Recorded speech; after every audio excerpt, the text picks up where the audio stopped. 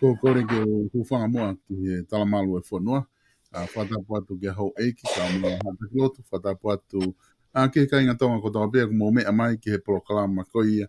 O ahoni ko e fofo polokalama e ni. Ai whawhango SAIONE ki he tauni. Pe ko kore ke whatulo watu kalama ke kamata ia atu e tau polokalama i he ahoni. Whatapu pia ka inga kuongo rei atu e tau polokalama. Whawhango SAIONE ki he kamata ia ko ia wafe watolu.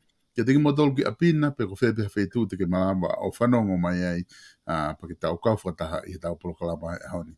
Ko whiwhia whoki ahoni ke tata lerei i he polokalama, o ko mo uheni pe mo Salesi Vaka, whaiwhikau Salesi Vaka, pe me Sene Australia, pe pe whoki ki a Mispani, pe me i mangere o kalani, ko mau kau whataha heni i ahoni ke whakahoko atu e tau polokalama ko ia i ahoni, pe aku tata lerei ki mo a whaiwhikau, ka ma Mispane ki he tau polokalama whawhango SAIONE ko ia ki au ni whatanga pe o ku lerei pe ngā ue pe mga whatongia ko toa pe o ku lawa o whahoko pe me apina e whaiwhakau te tuku atu ke te koe ai ko uloaki toki oange ka Mispane pe tau toki hoko atu ai pe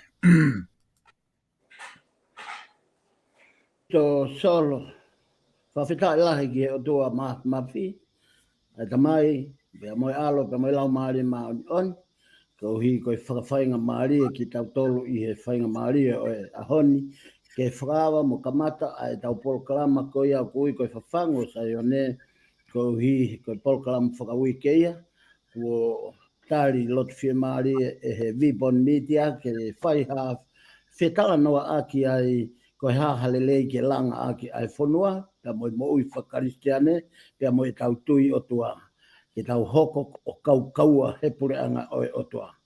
Whatapu atu ki he taloni o e whanua ka king tu po wono. Ka u maafo ke ai tahine kuini. Ana nas pau o tu aho. Ka u maafo ke tamsi princess tahine princessi.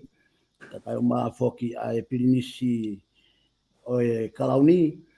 Whatapu atu ki he paremia. Kai ai whare area o e lelei ma ai whonua. Whatapat ke kau minista ko tope, kau nopere ka ai kau hou ki tau hi whonua o e puranga tupo. O tai whakatape me polokalamani ko uhi, ko e kau takilotu, nau tolu, nau fusi fuka o e folfola ai otua, aia o tau mo ui ai he ngahi ahoni. Kau maafo ke ngahi sias whakaristiane ko tope, o tau kau i tō whataha i he tau whaou koe ni, ke tau hanga o pou i ai tuku whanua na e whai e he uaki wha. Kai maafo ke hatu i, pe mo i nau hoko mai i he taloni. Kau tau whatawange ke tau lotu mai e whanua, ke hoko i whanua ko i whanua na i whaki ki o lunga ki o tua mafi. Whatapu atu ki ka inga tonga ko toa pe, ka uma sola mo havulangi. Whatapu atu ka nau tolu ko toa pe ku he mlae ako, nau tolu ko toa pe ku he mlae o i palofesa, pe mok nau tolu ko toa pe kau toa ke tā, tala pe ngata ia te au whai ki tua mamao, ka whakaata mua i polokalama koe ni pe me ngalu o pe. Ke whakakakato ai whahinga teolosia, pe koe whahinga to kātelini koe au tau wako ki he toi tapu, ai a koe mahu inga ai a honi. O whakamalo atu Sylvester Tonga ka mawhoki a hoku hoa polokalama i he aunia mispane. Whatawangi ke hoko e polokalama koe ni, ko polokalama ke ne whakamo ui ki tau tolu, pe whakakato i viso ne ke tau whai e whakalelei lotu o whatatau ki ho tau kuonga. Mahalo koe ki konga pia Sylvester o ko whaamu ke whaawa ki ai polokalama o e ahoni, kai ata ai whanga ke hoko atu ai polokalama he tauni. Malo pito whaiwhikau, ka te wange ki a mispane whainga maari e kuni. Maloa pito solo pea kaukore ke hu whanga atu pe i he tala whakatapu ko kamata ki he whaiwhikau ai aho. Kai ata mo o ko e whainga maari e koe ni ke u humai pe ko ke u whamalo mo e whakaapa ki he ki nau tolu ko tō pe ku tau kau whataha he ahoni ke tau whewahewahe aki i haki lelei o ku amanaki ke tau tala noa ai pe ke tau whewahewahe aki ai i ahoni ki hal mea ke langa haki ai i lelei pe moi mā oni o whakatatau hange koe mea na lawe ki ai e whaiwhikau ki he ulu o e whanua aia o sias tupo uluaki na ne kamata i aki. E fo iama takiloa ko ia. I tau tupo anga i tonga ko ne whaki ai whanua ai kere kere pe mohono kakai ke nima o e otua. Ko e whakawhitai anga ia mo uini ko ia mea ko kei mawhanai ke u kaumai. Ke kei wahe pe fo i lelei ko ia. O kai ki utoi hawau ki utoi wahe ha lelei ki ha koloa pe ki ha paanga i kai. Ko e ku whiawhia, ko e ku homai, ke wahe pe lelei na aku wa usia. Pe me he oaki e ku whanongo ke fo i tāpuaki ko ia kono whaki ki tau tolu e uak whao toko ke au whinima o otua. Ko ia ia o tau kei tangata ai mo whewhine ai aoni, ko e tau moi, mo e tau whenga, ke tau molo moi mae i he foi tui, pe mo e foi whakakau na e tōkaki ki ai ki tau tolu, i he uak wha taru pe mei he kamatanga. Neongo ko whai e longoa, a ko whai e tōke kehe, ka koe mea mahu i ngā, ka ku tau he, koe mea mahu i ngā tau whoki peke ara. Kai toi ai ha mea ia ten toi whafoki tau tolu. Koe whoki peke hala na e tanpo wai ki tau tolu e seas ku mo waki. Ko ia pe whamalo a solo ki he kamata lelei o polokalama e pongpongini ka whapoki atu. Malo apito. Malo apito e mispane pe ku whamalo atu i he lava koe, ai konga uloaki e tau polokalama. Whaiwhikau ki mua ki hoko atu e polokalama ko manatu i pe, ko ni tuu koe tai ni mi, ko ngahi aho koe ni kua mahiri atu, tō e fulo makilahi apito i okalani heni. Mau ki maua pe mo mispane lo maki koe ni. Taimi koe na e toa e uha, alu atu pe uwakai ke ngahi mea lere kamata ke uku. Uku ngahi melere he waita he ngahi halalahi he dere koe halapreanga kau loa toa tu ke taimi na e toa lo maki i homo kolo mua he na whaiwhikau pe ko usia tu ko ia bena fe ko mau ko fi a pe ne ua ane po na te hange te ki uha mai mau te ki te teki ane po ko pe he ko ha tu ku te mau ki ai fe ka fe tu nga ko mo ia he lele ma ko ne tau holiday lele ma ko ne ngai a ho lotu fe Australia na he ne tu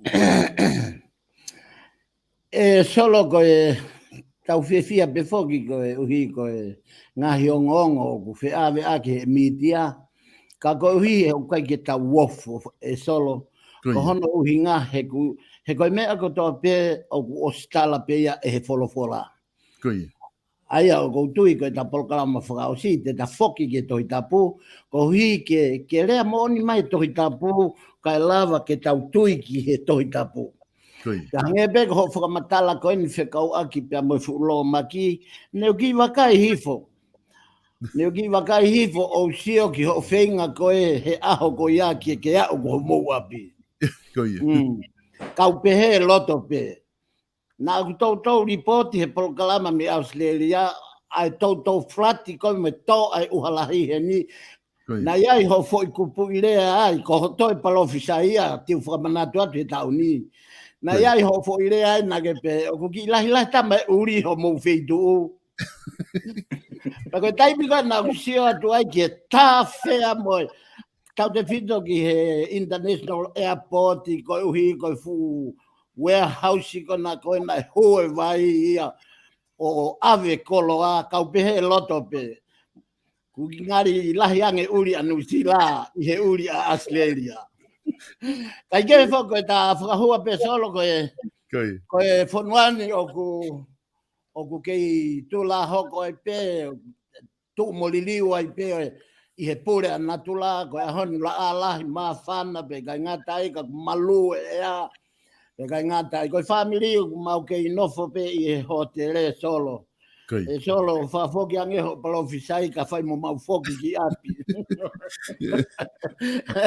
ko ie ko lea ai palo fisai te mo kikite kai ke o mau ke ie hotel solo ka ko os kamata ngau ki api ai na kamata ngau ki api i Disema fa os mai Disema pe ko ata to ka ta ko ia ko o na ha ki he inispekitai pe ko no sivi i ko ai tuunga guiai ai viko e fare ai ko na os fai ngau ko to ko ia fa pasia pe o mauhanga le ke wi ke ka u ko ta fa ki a ko ato o fare ai ko na ha o sivi ke na hanga pe ko hono fa fo o pe ko hono mono mo hono vari mo fa ma ai tuunga ko o lunga ai ka mata wi ka u ko o si ko na autolupe ave na uri bodi ke insiwa ta to ha uleva ai ka builder o fai na unga we kilalo ko fa o si nga we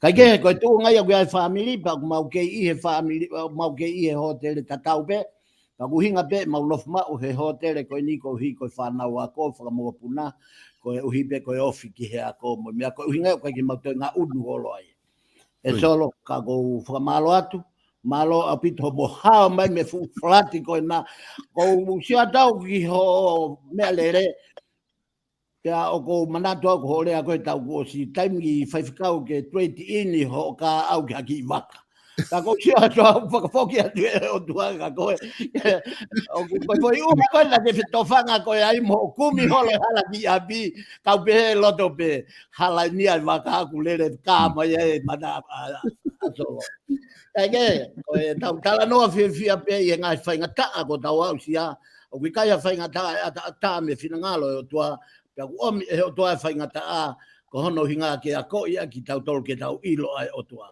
I he taimi ko tau whanau ngai o tai te tau laki me whainga ta a pe ku kamata rewa ke lolo mia ai o toa pe mo hono iwi mo ni whakamo ui ke tau tui ki ai. Ka fofo ke atso. Malo pito whaiskau. Taimi koe ne aho malolo whaiskau ku whainga holo ke lava ke mauki o malolo ke ha hotel pa whaitu. O se nga ke aho ni kai peke lava ia. Au mai ni uhalahi me lo maki. Kai peke maulana kai peke maulava mato mawahe ka whaitu mau nofo pe.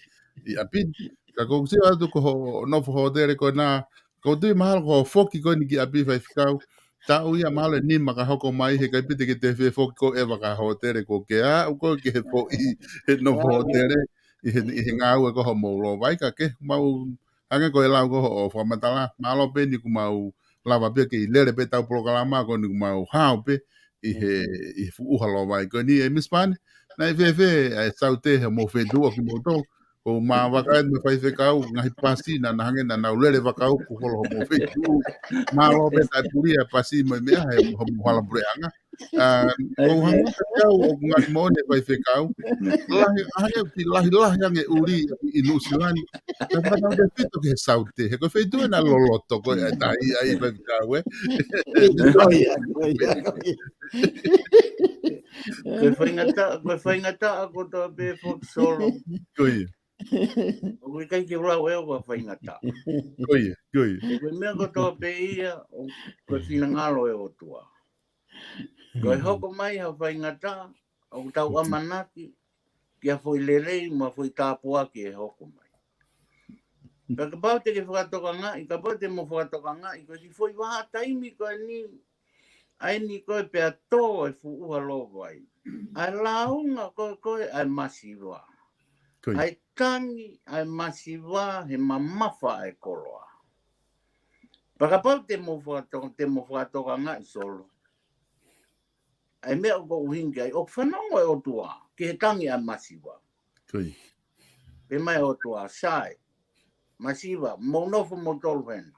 Kai tuka au ki wa ahi atu au.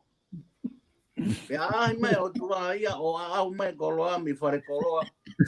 O pe i o whikau e hua kau. Mo alwe motolu heo te he hala he o alwe masiwa. Kai no pe masiwa ia mi o nau whare, o tari pe hua kau mi ai. Koe mea kou tau tui ki ai solo, koe whaingata ako tō pe i au hoko mai. O te tau wawe ki launga. Ka tau whakatoka ngai, he urea mai o tua he whaingata ako tō pe. O hoko mai e whaingata, ka o te waki e he o tua ai tāpuaki ke muiaki mai. Ko ia o kou pehe e kusio ke he ngai whaingata ako tō pe. O tau sio ai ke fuiwi mo e malo, mo e whinangalo o e o tua. Kia kakai, o nau whakamamau ki he ono whinangalo, he koe mea ko tō pe ia o pure o tua ia he mamanu koni. Pea neongo e tau swimming pool holo pe he hala pure anga mo mea, tau whawheta i koe swimming pool mo oi pe. O i kai ke ia mate mo whaingata e. Ka ko whawhoki a tōru malo a pito. Mo lahi a pito, Miss Pan, o tui koe mea whawewhia bea ku hao peho tau ka kaitonga he ngai whakatu ta makea, nengo koe pefangi mo ui umore, pe kau pālang, ka ku kai ke futokolahi whewhe, I hene tuu koe taimini. Whaiwhikau, koe gi mea wha o si pe, koe nai whakawhokawa e nea whi whawhawhonga wharearea koe ia tongatapu walu.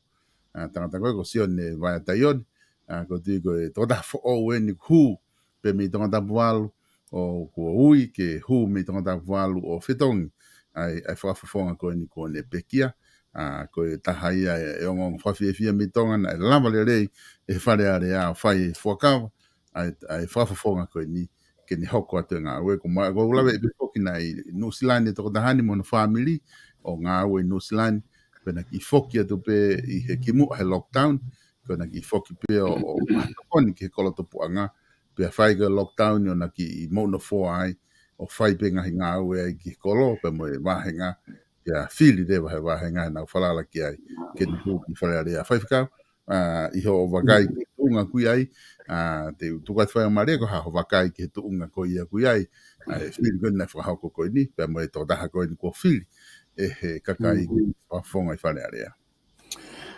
Ia, malo au pito solo, pa ko whiawhia lahi o ko hiko o lawe ki a sione taione, ko uhi he koe toko tahaina na mga au e whakataha ki hono langa hake I he ki waha taimi no bea na ko alatu ki Nusila o heke he sea o e whai whekau sea koni ai sias he tipa ke o alatu o whetongi ai he taimi na wholaua ki Nusila ki tonga fai ene ki langa.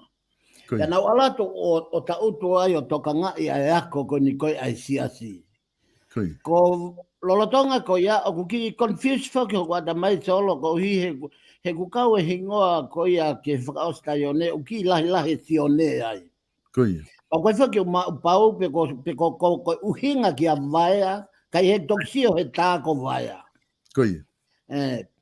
Pe a kai ke uofo a uia solo i hono i kunai e vaea he nana iai pe na moto ka veinga ngau e anau alo tonga ko ia kono hoa ngau he ofisi ako i Okalani. Koe.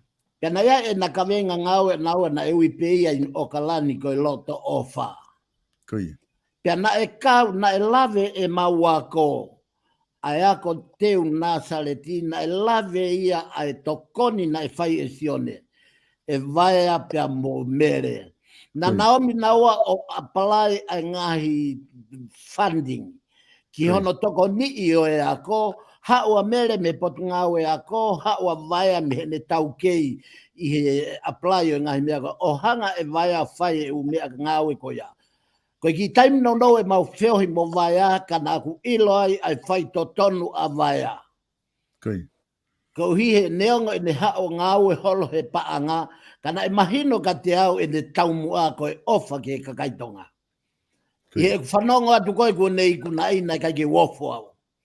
La ku sio au ke mea whakaofo. Mohalava mea e fai e sione o ka hu ki he whare area. He whakapapau i pe e hono loto, hono konsenisi ai mo oni pe au toki hiki ai hono nima. Kau whakafoke atola. Malo pito whaifkau e mispani ke whea koe na ke wheohi mo e toko tahani, mo e whakafofungani hene ki mua hene i Nusilani. Ia ko whawhitai lahi solo hange pe ko e mea kulawi ki ai whaifhikau. Ki o koe mea tatau pe e kusio ki he tamai o iko ni e waha taimi na mau e whakataha mai ai na iai ai toko lahi au pito ai mo mātu o koe ni i he ngahi tawhaake he kehepe. Ka whange koe mea ko ulawe ki ai solo, koe taha kotoa pe ia ke huki loto, ka tonu pe tau moa, monofu mau he tau moa, au sai pe taha kotoa pe ia. Pakapau e hu ha taha i ki loto, pea i kai ke nofo i he tau moa, moe whakaukau koe, o na e tuu ai ene whakaukau mene tui. O malawa pe he whiri ia ke ue i ai whahinga loto mo whahinga whakaukau. Ka kia te au o koe whanala ki he tamai o iki, o whakatatau ki ngahi i ngā ue pēna mau whengau e ak whakatahai o kai ngata pe ia vaia taione ka ma ano mari na e nafu tokoni lelei au pito ia ngai mau ngau. Ka ko ia ko iai pe tui ka pau e mui pe tangatani ki he tamua ngau e nana iai me nana lere ai pena foki ki tonga o ko tui e iai e tamua lere pe te tau wau sia pe te tau sio ai. Ka ko ia e po watsol. Malo pito e mispan, ko tu mahino pito ai whatala noa ko mo whai. E whaifkau pe mo mispan ko e tau ko osi foki na tau wha osia ke polokalama na tau tata ai ko mai tau polokalama ko ia ki mua ke tāpune tau polokalama i he wafe ua na tau me tala noa mai i he mahu inga ko ia ko halau e wholofola ki he tohi tāpu. Pera tau whanonga hei whai pe ai ki he konistuto ne ka na tau me nofo pe i he wholofola. Ko e taun ko polokalama ko ni ka kamata ni tau polokalama ko ia ki wafe ua tolu pe ko tui ko e taha ia o e mea ku whai ki ai whakaukau pe me wakai ki ai hange ko e na ke tala noa ki ai ko e polokalama uloa ki eni pe ku whia mao ke whakahoko ai ngahi tala whakatapu ke a watu pe me he whare tu i o alhuifo ai pe kai ki ngā tai ke whakanofo ai pe whakamao e polokalama i e wholofola patau toki whanonga i pia i he toenga tauni. Ka te utuku atu kia te koe, ke whai mai ha whatala noa mo whaloloto i he tohi tapu, koe ngahe koe taha i a tū hulu au tau ngawe aki i he polokalama, koe ni whawhango SAIONE, wea pehe whoki ki he mo ui, ki he whanonga ni whaifkau te o atu kia te koe.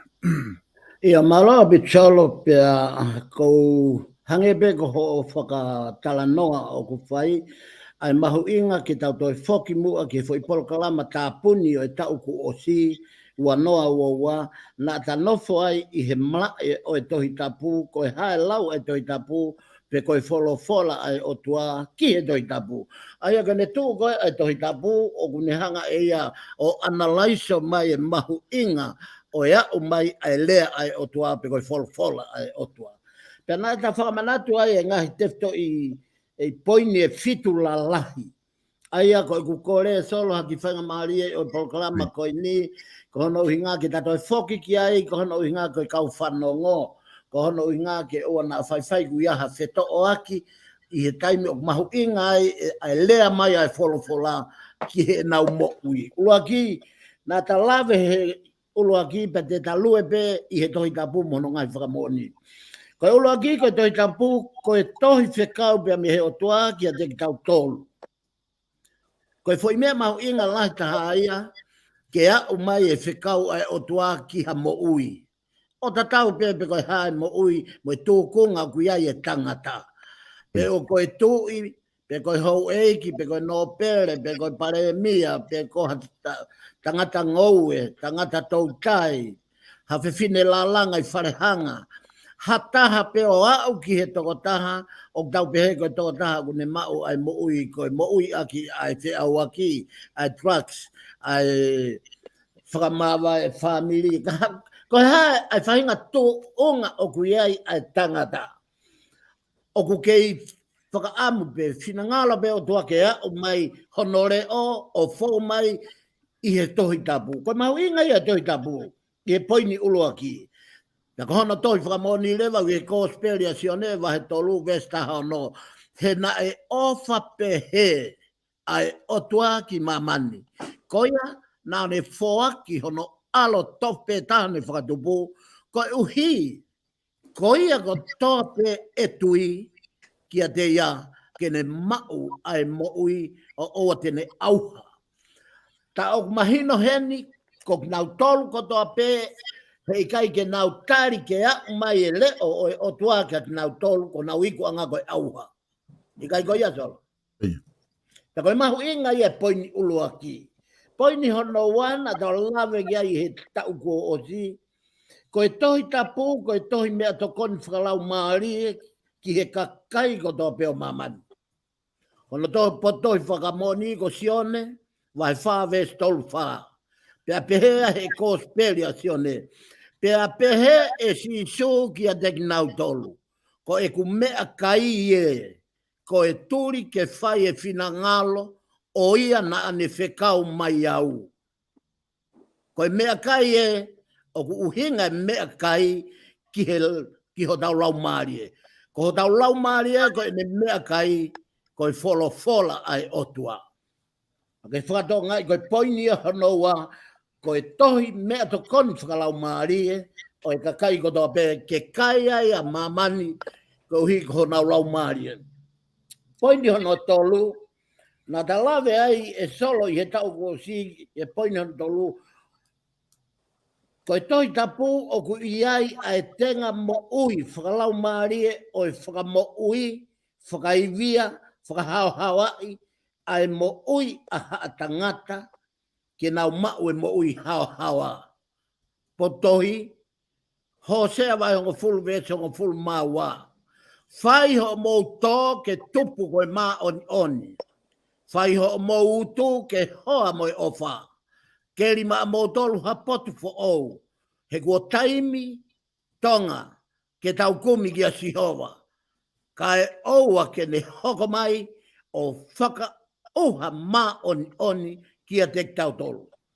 Koe uhinga ia poini hono tolu mahu inga toi tapu na ta lawe ki ai. Koe whā, koe toi tapu o tau mo ui i he fola ai o tua Aia o hiki tohi ihe tohi tapu. Toi whakamo ni māke vai whā ves whā. Ka katari eia o pehe. Kua tohi, o kui kai mo ui ai tangata ihe mā be. Ka ihe ngahi wholofola ko toa pe, o kua mai me he fofonga oe otua. Koe mahu inga ia oe wholofola, ko hi ko e tau mea to koni ia, ke tau mauai. Kono ni mā koe toi tapu. Koe ngahi a ko naki mo e whakailo hala, mo e whakatopi tonu, waloki ngau hia e tau mo ui ki tau tau pia mo e hoi fua ai o tua. Ko hono poti tohi ua timote vai tolu vese ngā fulu mao no. Ko e pot fola ko toa be ne os whakamana vai mei he o tua. O ku aonga foki ki a ko naki ki e whakailo hala, ki e whakatonu tonu, ki he ngau hia ke mā oni, ko e hia ke tuku kakato tangata whakaotua, kua o sauni ki e ngau ele lei furi pe. Ono e poini, ko e toi tapu, ko a kāpasa tonu taha pe ia, ke tau whai wholau aki mei taimi ki i tāniti. Ono potohi, ngau e wahe, hau fulu mawhitu ves tolu taha. Ai au pehe lau ai wholofola, piko toi tapu. Ko e uhi, kua ne kotofaha aho, aia kua ne teu ha whakamau. Aia a mamani ke au to tonu. O whakawhai i he tangata, kua ne poloi, e ne tuku mo ona ai kakai ko toa pe, hatounga i he nau tui, i he nau whokotuu hatoko taha, koia na ne pekia, uhingani e solo kia sisu kalaisi. O tau whakamau i, hei kai to mai ha whakamo oni, me he pare mia, pe me ha tui, whakai mamani, pe ko ha profesa, pe ko ha toke taha, pe ko ha taha, ngou e pe taha, tau tai pe ko ha taha i wharehanga, ko tau whamau i he au o e otua, e whamau i aki pe o au to tonu, ko tau whamau i e whakatatau ia ke mo ia siso kalaisi. Au to tonu ki e tangata kua poloi uhinga ka siso kalaisi. Pako tau whakamau e whakatatau e mea katoa pek tau whai ki a siso kalaisi. Hei kai whakatatau ia ka Moses. Hei kai whakatatau ia ke Isaiah, Jeremiah, Hosea, Daniela. Ko tau whamau i e au to tonu o whakatatau ki a huafa ko siso kalaisi. Pako poini whaka o si rewa. Nā ta lawe ki ai i he tau ko o si, ko e papa whakahino hino ia ke whahingo e tangata, ke ta wau ai ki he mo ui tangata i he pureanga o tua ko he wan. Ko no potohi, ko loma wahe ngo fulu mātaha, ves tolu ngo fulu mātolu, ai au pehe e he apostolo ko Paula. O iau, e ne kilua ai ko loa, ka mo e poto, mo e ilo mea ai otua. Hono i kai tae mahakurea, e ne ngahi tūtu uni. Mo tae ma whakatotoloa. Whakato ngai solo whairea koe tae ma whakatotoloa. Ono whakamahino mai he wholofola, no one. No one. Kai te ataha i mamani, te ne lawa ke ne hanga ma whakatotoloha mea, o au ke kau polisi FBI ha mea o ilo ngata pe i he otua pe toko taha ai au whaha e toi tapu. Ai a koe potohi whakamooni whakaosi ia ko e papa whakahino ia o e whahinga i tangata ke tau au sia mo i tangata i he poreanga e otua ko uhi ke tau ilo ai o iawe ai kilukiloa e koloa pia mo e poto mo ilo mea e otua. Hono i kai tae maha kurea e ne ngahi tūtu ni mo tae ma whakatotoloa a hono ngahi whaunga. Hono ai hataha kua ne lawe i ai whinangalo o e eigi pe ko hataha kua ne whare ia. Pe kua ne hanga o whare ia. Lama wahe potoi whakaosi. Lama wahe ngā fulu mātaha ves tolu ngā fulu māno. Seuke oku te whito i he ene awhio. Pea oku i he ene awhio. Pea e iku ki he ene awhio ai mea furi pe ke o ene awhio ai klolia mo e tangata o lau kuonga. Amen. Nā tau ngata ai i he polokalama o e tau kua o si. Solo kau ki hoko atu ki he tau kamata o I konga si I pe mahu inga o toi tapu ai te tau lave ai ke ki konga pe ko ia I he ahoni pe ose tau polokalama ko hika tau toki hoko atu I he mawhai o toi tapu ai a koe konga hana ua ia te ta hoko ai I he wike kaha ua lere ai koe hahano ngata anga koe mawhai o toi tapu o ku hanga he toi tapu o whalote e ne ngaha ai ngahi mawhai la lahi koe ni raki koe mama koe toi tapu koe mama ua koe toi tapu koe whakahino hino hala na tau lave ki ai ta koe toi tapu koe mau anga o mo I tai ngata ta koe foi ni tolu koe ia koe toi tapu o tau tui ke toi tapu koe hui koe fola ia o tua koe toi tapu koe mama ia o mamani ya koe mama foki o hewani ke ulo mama koe ia ke ka kai ko toa peo mamani o ki kai hataha mo ui se fine mo hatangata maulunga pe maulalo poto pe ko havale tui pe ko ha kainanga e fonua hei kai hataha ta e au ki ai mama koe ia ta koe lotonga e mama koe ia koe otua ia ko ofa ta koe ofa une hanga kātoi ai foi olunganga whaka otua ai a ko hikitohi I he toi tapu koe mahu inga ia e toi tapu pe he poin whakaosi fo o e ta polokalama ia hau ni koe toi tapu o kune o mai kia te tau tolu ai iwi mo ui ke tau mau iwi ai mau malohi ai mau poto ai ke tau lava o ikunai ai whanonga anga o taimi e solo kau whafoki atu.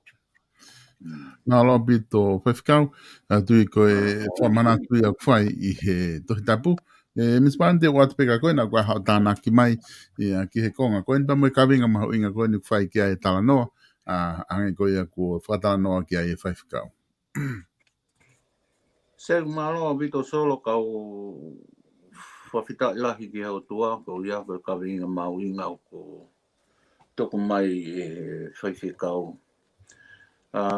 Solo ko kia te au hangi ko mea ko lawe ki ai whaiwhikau mai ngahi pot fola. Kai ke whoki ka ia kia te au I he toko lahi solo e tau ngau e aki toi tapu. O tau ngau e pita tole toi tapu ki hono malanga e fola. Kui. Ka ko hono mo o ni ona. Ko toko lahi o ikai ke mo ui e fola ia. I he nau mo ui. Ke whakaha I mai ko e fola o mo ui. He ko mo ui e fola ko e te malanga e fola o te tui ko e mea koka o ko matala e fola. Kui. Ko e mea o lava pe ke ha sino mai. Hange ko ngahi mea ko ani o ko talanoa ki ai. O whaha mai I e visone. Whakavisone. Kui. Pe ko e te tui ki he mau whakaha ki ngai visone ko ia. Ko e te tui ki ai. Pe au ku te whakamooni lewa he taimi ko o ku hoko mai ai e ngahi whainga taa. Ai ngahi tāpuaki mo ngahi mea ko tō pe o whahino hino e o tua. Kono huinga ia o rea ai fola. Ko e te tui ke fola pe lava lewa ke sino mai ai fola I he te mo ui pa e kone hao e ngai whakaino ino pa te tui ki ai pa te talanoa lea a pa ke taimi ko te hanga ai o tala ai whekau ko taimi ko e hoko mai ai he pui kai ke hange ko mea koe na aku tau lawe ki ai o pui kai ko kita ia ki te o atu whakamoni kono hinga no mai o tua ki te ke tatau pe ia mo o mai fola ki te malanga I. Te malanga aki. Ko taimi ko ha mai ai o tua he visone, mo mau whaka, pe te whakamatala I kita. Ko taimi ko e hoko mai o tua ia o mai e whakainoino, o ku hoko ia ko langa aki e te tui, pe hoko rewa e te tui, ko ngahi pouturiki ia. O lava, kai ki te toe lava kita ki te toe awhi, me he hala koe o te whauai. Ko ni fai no pe mea te iro kita ko me ai ki ya ko me ai ki ya ko ia ko mau inga ia ai e solo i he vai ta po ki o ku fai fikau aki pe mo ngahi potol fola ko ni ka ko ia pe ko fo ki atsol malo apito Malo pito. Spane e fai ficau ko e whamanato ko ni ko ke whai mai ngā he poine la he fitu ko ni ko wakai ki ai fai ficau ko ke te aha mea ia i he ngahi te whito i whakau kau e fitu ko ni ke hauwhanga ki ai ai whamiri pe he ko ngahi mea ko ni ko hange ko ke tala mai ko tohi whikau ko me to ko ni whakalau maari e ko ako naki ko papa whahino hi ko ka pasa ngahi mea kātou e fitu na ke tala noa ki ai i he tohi tapu ko ngahi whakahino hino ia e lava ke tolo loto i he ngahi whamili. Ko ngai ni ko loto ke uki whehu i atu patau to ke hoko atu ko ngai koe ni. Na mahino pe ko tohi tapu ko whamanawa e o tua. Oku te whiri nai wai ngahi tohi tapu i he ngahi tohi ke ngahi version ke wai ni i hia ku whakafo o bea ni i kakato e tohi tapu o ko taimi o whakalakalase o lai tohi tapu tala noa pe koe e mea uhinga ini ke tohi whahinga tohi tapu pe o ku kau katoa pe ko ni ihi pe ngai tohi o ku whakapatonu ke tala noa koe ni ke tohi tapu e whaifika. Ia, malolo pito solo pe koe o kau ho whehui ko ni he whehui pere ngesi. Koe. Ko hono uhinga en solo. Ka pau te tau whoki ke kamata anga tohi tapu o ku kehe ai whakamatala me he ngahi tefto i rea na e kamata hono ririu me iai e tohi tapu. O ku kehe ala mea, pia ku kehe karisi, pia kehe he pelu, pia kehe whakapalangi, pia kehe whakatonga, whakahamoa, whakawhisi. Ka ke hanga whakatoka ngā i ange, ai kamata hono tō, mana tui nei hoko mai a sisu ia solo. O te kia ke iaha tohi tapu ia, koe tohi lao pe, ai koe i he fuakawa motu a. Ai nei takatakai pe ia i he fusati, o tuku i he tempare, pe koe tāpanukare. Pea koe ngahi tohi koe ia, koe kamata anga ia hono tuku mai e he otua a hono iwi, mohono malohi, mohono ata, mohono poponga, ke ilo he whahinga e tangata, ko ia e te whito o e universi, pia ko ia nane tanpou ai mamani ko inu. Tai, ko ho whehu i rewa, o ku tōho o whehu i he ngahi mea i he whahinga rea, whahinga ririu. Pia i ho whehu i, o ku uhinga pehe solo, na ia e ta polokalama i he tau kosi, nau ki lave ai, o kou mahu inga ia, i he tohi tapu ko uhipe ko rea whakatonga. He kapau te ke whakatonga ngai, ai kehe rea whakatonga mo rea whakapitania. Ko tau tolu wheiva he tau tangata he ahoni, ko hi ai malanga whakapalangi. Sai me ia, o kai hainga he polokalama ni a tā i rea whakapalangi. Ka ke whakatonga ngai, o kia e taimi. O kuririu, ai rea i te taimi koe na nau whakama opo ai me ngahi rea tefto i rea e toi tapu i lea whakahepelu ai ku whai e ako ki ai kau teologia whai e ako ki ai kau kakai ka uhi ke mao hona ngahi matai tohi ka naua mai o whai a hono whakamatala e toi tapu o ku mamao au pito ia me he tohi tapu i e uhinga koe ni solo koe toi tapu whakapalangi o kuririu Osi mai e tau e honga fulu li liu, osi mai e tau e honga fulu li liu e tui, li liu. Hangana tolo, ko li liu ko ia, solo. Ko foi li liu ko to ape, ko ene mamao ange ia, ko lahi ange li liu, ko ene momoko ange ia, ko ene mamao ange ia e tonu. Ko hono uhinga, e hawe, aloha ke to tangata ko, ai na fui whakatonu lea, aloha ke to tangata ko e, aloha ke tui e se askoe, ai nau whakauhinga. Aloha ke tui e se askoe, o ai nau whakauhinga. Ko e iwi e lau maare maa ni, ko ia ai whakatonu lea tonu taha.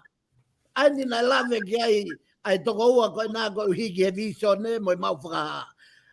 Ko hinga ia ku hama ia lau mari mao ni oni he ku helo tu he ngau he kau teologia. Ko vi be e solo ke pua ke rea ko ia ko hi na ku tai fra apa ke kau tak lo tu. O ki ai no lelei. Ta ku ai no fra off. Ta ku ai mama o e te ako ke au ki tu nga ko ia. Ka e ke hebe tangata ia. Ko hi he ko lea e lau mari ma oni oni. O kurea whakatonga e lau mari ma oni oni. O kurea whakapalangi e lau mari ma oni oni. O kurea whakafisi e lau mari ma oni oni. He koia o kua ana ai lau ki a whahinga rea, wa whahinga tuunga, wa whahinga uhinga. Solo ko uhinga ia, i ho whehu i. Ko uhinga ia, o e ngahi i liu. Ka monu ia tonga ko whai liu o kua pe.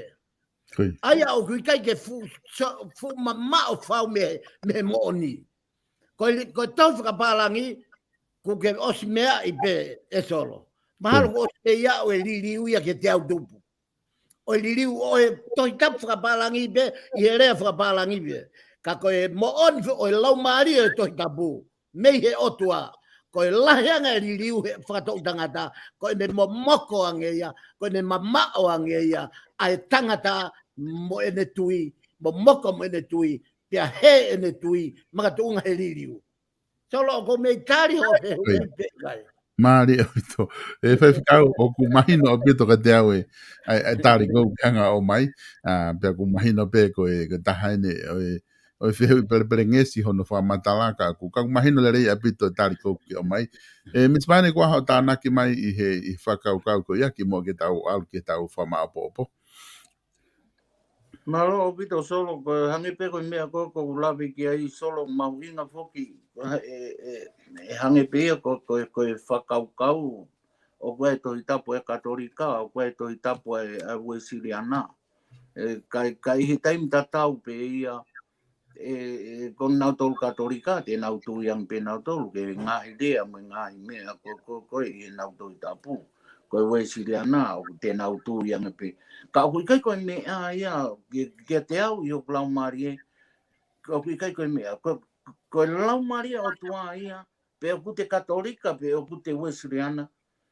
o whaiteri ka pe lau marie ia ko hai e lea ai kono lau marie ke o mai a whekau pe ko hai ko moni ke o moni pe ia te tau hakure e tau tolo e folfola he ko folfola ia ko moana ia o loloto o hange ko lawe ko e whekau o ka e ma whakatotolo ai ia e kai lava ia ke mausia ia a poto a poto a tangata ko o tuape o kune a fio i loto mo i loto ai a ko tau hinga ko tau pati a tau tolu ko tau tui ko ne hunuki be tau tui ki folfola ta tau ai pe ko ha fahinga tohi te lau, ko te sio pe ki ha tohi o talanoa te kawa mo ki tō os mo ui pe fui tui ia i ho to loto mo to la mari. Ko ia e ku tui mo ku wau sia aku i he ku tau whafoki a tōlo malo. Malo pito e mispane e whaifkau kono lele i befoki e whaifkau ko e kawenga ko ni hange ko ke talanoa ki ai te tau hoko atu pe i hono talanoa i eni he i ngahi POLOKALAMA ka hoko mai pe tau toki lere ai i he ngahi kawenga ke he hoko mai e mui i he taunika ko ngā tau ke nofo eni i he wholofola ka te o atu ke te koe whaifkau ke whama apopo ke hanga o maha tāna ki ai pe te ke whama opo mai ai pe e tau POLOKALAMA e ahoni ka tau toki hoko atu i he wiki ka hao.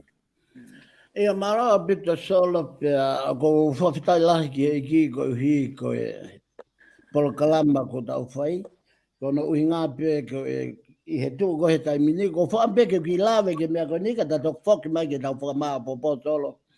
Ko hi ke ko tawha ake ko ni koe ki he visone pe moi mau whakaha.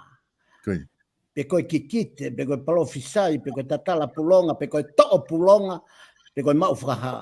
ko hono kawenga mo hono ho kai lava ke ha mai o tua. Maria solo.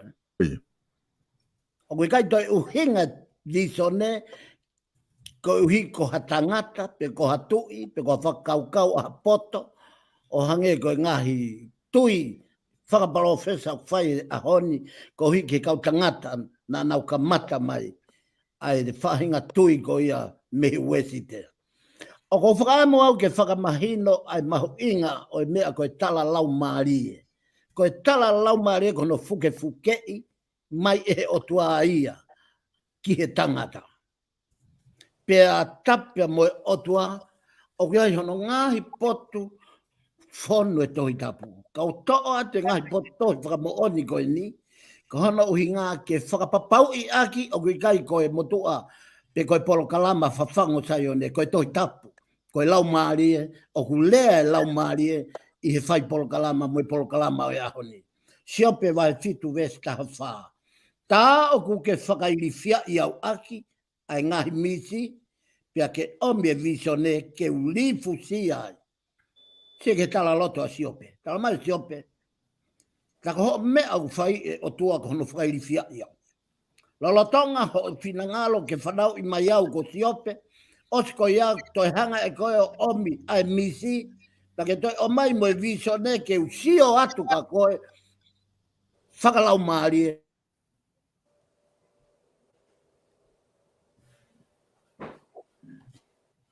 Tolu. He o kusio e visione ki ha taimi atu.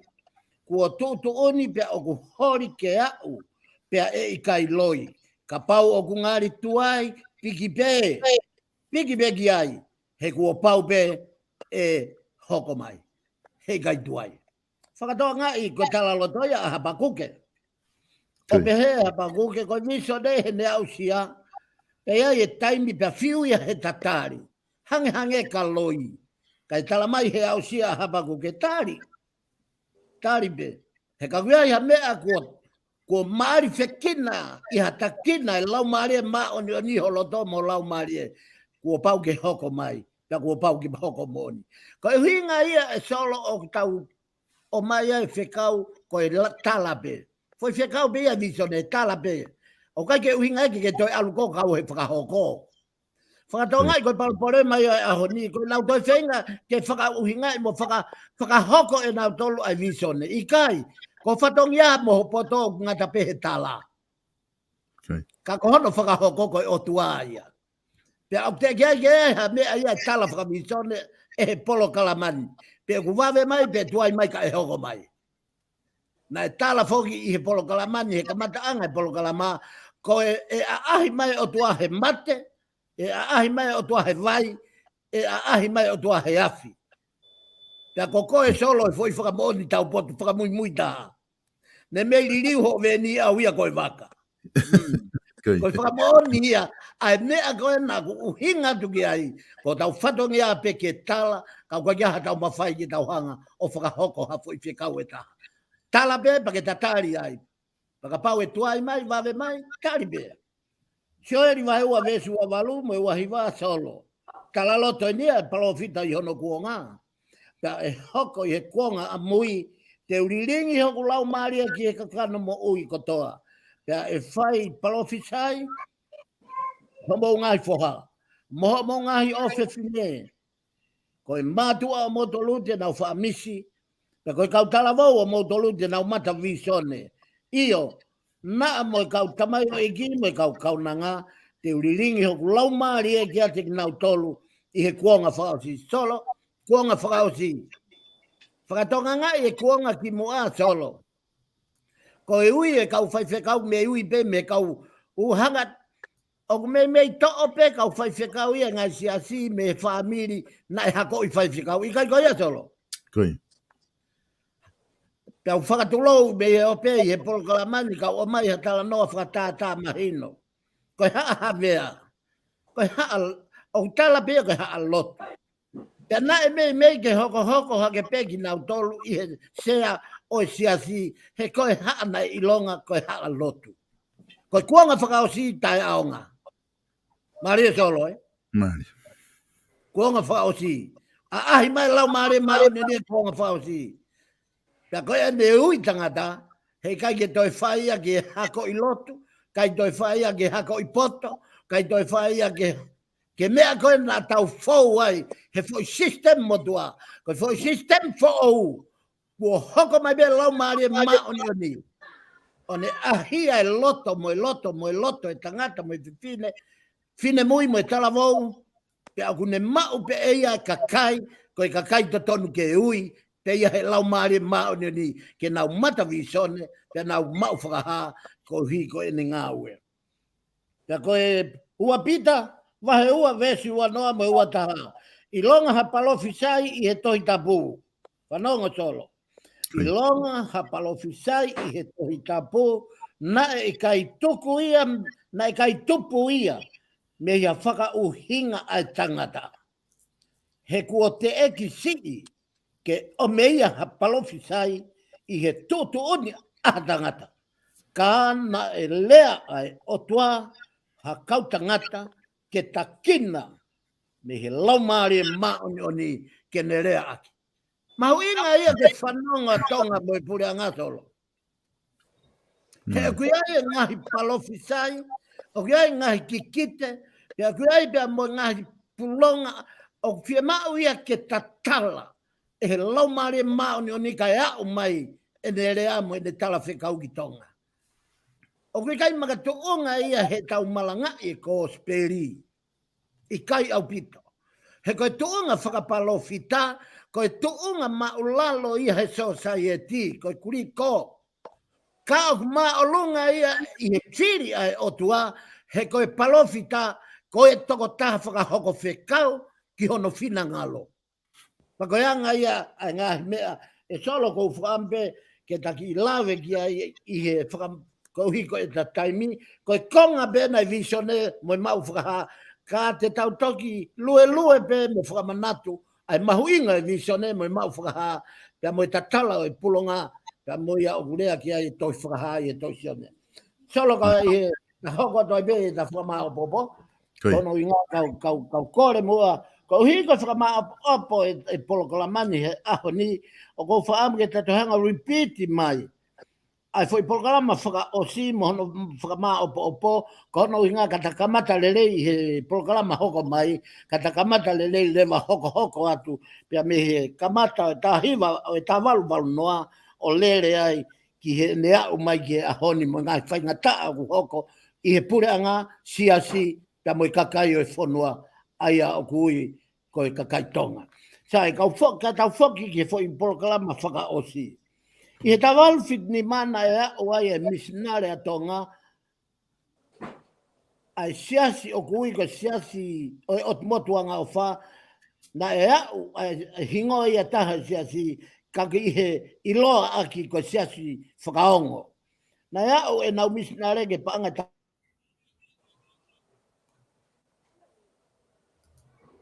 Hinga I he kamata mo lere vave mo ako, mohono lere aki e kosperi.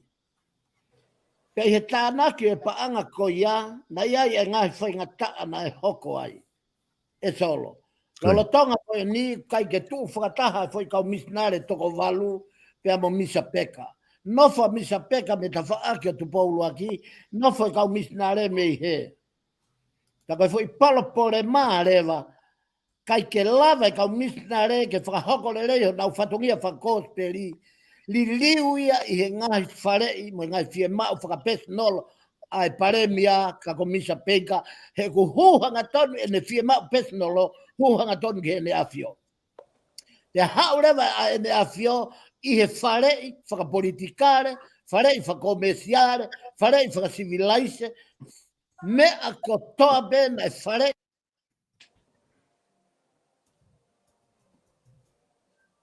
o hoko ai fu mau lahi. Kamata anga ne mau. Ko hiko e whaunga ko ia, na e tānaki ake fu paanga ko ni solo. Na e tānaki ake e nau tolo e paanga ko ni aki e nau no paanga. Kana kai fie maare ka misinare ki hono.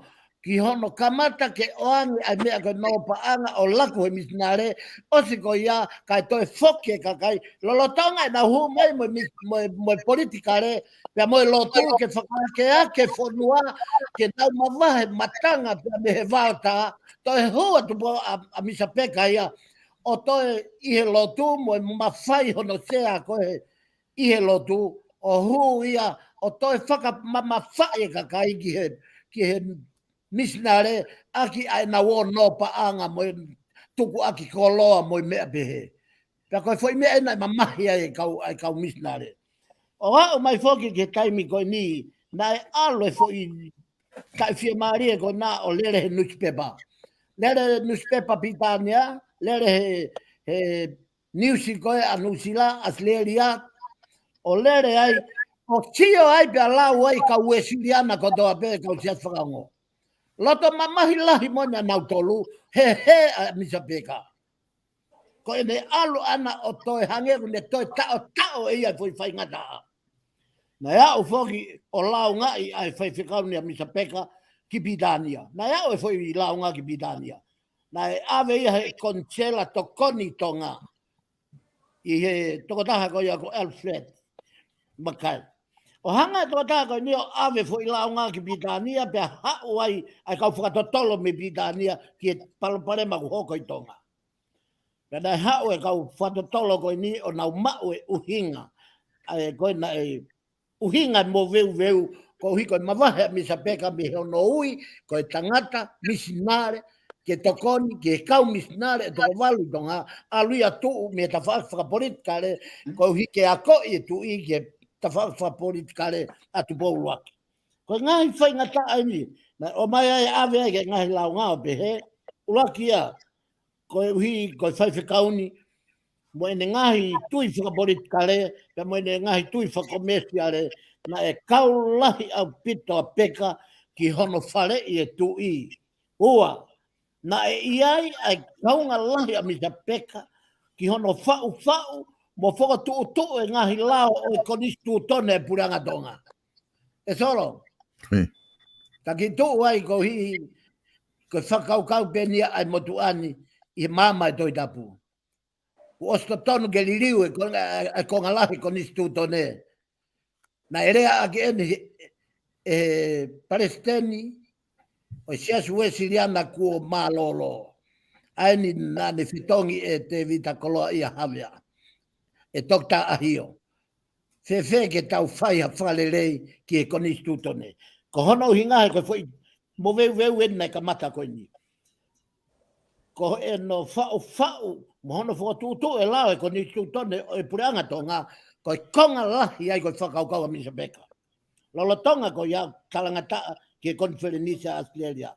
O ko hono tolu ko misa peka koe toko taha whare ia e tu i. Peka ngatai na konga lahi o e konistu tone a tonga ia ko e me toho e ia me konistu tone asia mane. Pe hange foi konistu tone a tonga ia ha foi konistu tone whakasia mane. Na kai ke fie maari e rewa kau pitania ki ai. O whakatatau ki e nau whakatotolo ko e uhihe ko e lotu ave kau pitania ki tonga mama tonga me kau pitania na o ato tokoni e tonga ka he toho e misa peka ai foi konistu tone o whau konga lahi he konistu tone ke toho ia me konistu tone a sia mane. Pe kono wha na ne hanga e ia whengai ke tatala ai ka kaitonga pe a mehe nima i kau misnare ke fotu hana o sias taua taina ko hi kai kakato e mawhai atu paulo aki ke hoko pe o fotu ai sias taua taina. Katoa kai foi poini ko ni me ngai mea ko na kai fie maari ai ko kau misnare. Na ave rewa na lau ngā pe hao e tangata whakatotolo pe na hao koe pe tutuni ke whakafoke a misa peka. Pe he tutuni at ko ia na whepaki ai mo tui. Ta koe longo a ko ia he mai tui mo whare tui pe mo kakai whakataha pe mo kau misnare mo kau lotu. Hei kai ke tau ofo he fupea uake mai i he tau tangata koe ni. Ko hono hinga he koe mea ta tau pe o ku hoko i he taingoa. Ne o stoe o wha solo, na e whai e tuk whanua i po ono, Ko e tuku ia e o tua e tui te pau luaki ai whanua ki langi, ki he o tua. Pea tari lotu a langi, ai o tua, tari lotu ai o tua, o ne hanga hua i hono lau maari i utui. Ai a koe o rita tupu a pe ia tonga, o kuua pe o rita tupu a. Ko e tuku, ko e o hake i powono ai whanua mono kakai, pea tari lotu e finangalo e o tua i utui, o ne hua i hono lau maari ma o ni ai. O tafe me iai, o inasi ai hapai, tonga tapu mo fefua, ai kapa kotoa peo tonga. I e foi tari lotu ko ia. Palo parema kani ku toi longo ai, ko hondo toi waku mai ai kuohiri. Ko i toko taha o hinga i e mawai ua koe ni. Ko i toi o waku e mea nai o si ufi ufi e he o tua. Hanga he o tua ufi ufi e ringi toto. Hanga he o tua ufi ufi e whekainaki. Hanga he o tua ufi ufi. I he ene whakamaoni mai, ki he tuwhanua, tene hoko atu no tataki o tonga. Kai miko na mau ka kato ai e hua i lau maare mau ni. Ka tāmata taha e tala behe o tua. Ka ia taha ka ia tala behe o tua. Ka ia taha whea awak tala behe o tua. Mo sio ke he tau manu ia. A o mai ke kuonga, ko tau hanga o liaki e o tua, ka tau walat ke kau komnisi. Ka koe atu ngai. Te tau fiu tatono whakatatolo e mateka i mau ia. E tau mi be ia. Koe hana o hinga, me poe fuakawa o hange koe polokalama ko ia ko talera solo fulai pa fuloloa ai fama popo ko ta fai ka ko kole atu ke tatau atu he ko no hinga ka tau to hoka te polokalama pa hoko mai Malo pito whakau pe wha malo lahi atu i he whama opo ko whahoko pe ko mahina o pito pe mo e whakatala noa ko whai pe he ke te koe mispane i he polokalama koe ko tau whahoko fufua polokalama ai whawhango o SAIONE ki he wafe wa dolu pe a ku whamalo lahi atu i he ne lava polokalama ko ia o whahoko ia honi. Whamalo atu ke te ki mo tolu ko tau pe kainga ko mo whanong mo mui mai he tau polokalama to e whawhi i ki mo tolu mo te mea mai pehe taimi tatau o wika hau, ki tau toi whahoko ai e polokalama ko ia whawhango o SAIONE ka mo mea.